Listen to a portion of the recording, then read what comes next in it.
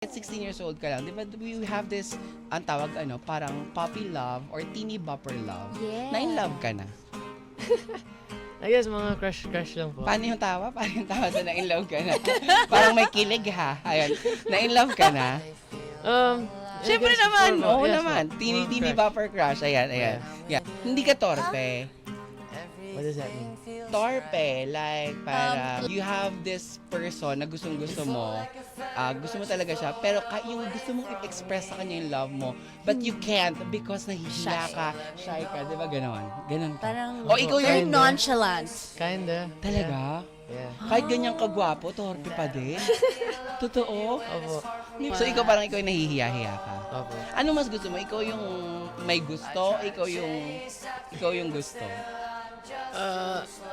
Ano? That's hard.